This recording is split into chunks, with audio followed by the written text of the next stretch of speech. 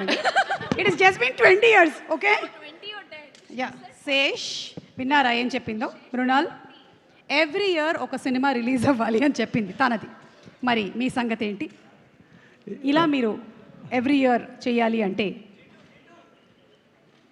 నా ఫ్రెండ్ జీతు గురించి చెప్తున్నారు. ఓ అంతేగాని G2 కాదు. ఓకే.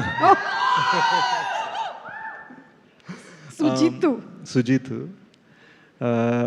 యూనో మనం ఎన్ని సినిమాలు చేసామన్నది కాదు, ఎంత మంచి సినిమా చేసామన్నది అనేది నా డిఫాల్ట్ లైఫ్ ఫిలాసఫీ అనమాట. సూపర్. నేను ఏదేమైనా సరే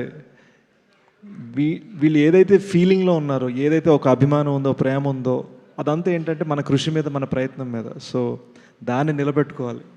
everything I do, I literally do so I can make them happy, because seeing them happy makes me happy. So అది 1 year 2 years అన్నది కాదు, ఎప్పటికైనా సరే లైఫ్ టైం అదే ప్రయత్నం ఉంటుందని నా focus.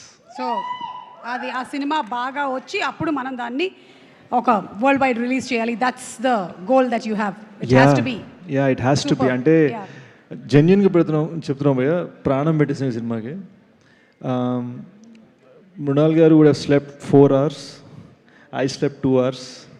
We have just gone so hard to make this an unforgettable cinematic experience.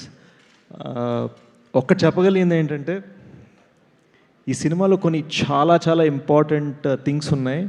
అవి మేము బయట పెట్టలేము ట్రైలర్లో. బట్ ఐ ప్రామిస్ యూ, థియేటర్కి వెళ్ళినప్పుడు అమ్మ ఇదా మ్యాటర్ అని మీరు ఫీల్ అవుతారన్నది మాత్రం, దానికి నేను 1000% పనిచేశాను. సూపర్బ్. చిరంజీవి గారు అంటారు వెయిటింగ్. కాదు, gone are the days stage మీద మాట్లాడడం, ఆ తర్వాత ఇటు తిరిగి మాట్లాడతారు, అటు కెమెరా లేదేమో అని. అటు కూడా చాలా కెమెరాలు ఉన్నాయి కాబట్టి ఏదో ఒకటి అయితే కవర్ చేసేస్తుంది. ఒకప్పుడు డాన్స్ మాస్టర్ మా చేత డాన్స్ చేయించేవారు, ఈ మధ్యన యాంకర్లు కూడా డాన్స్లు ఇస్తున్నారు కదా. That's what times have changed. Good that you recognized it. Thank you. And మీరు దొంగతనం చేశారు. అయ్యో, అదే okay. No there okay, there fine.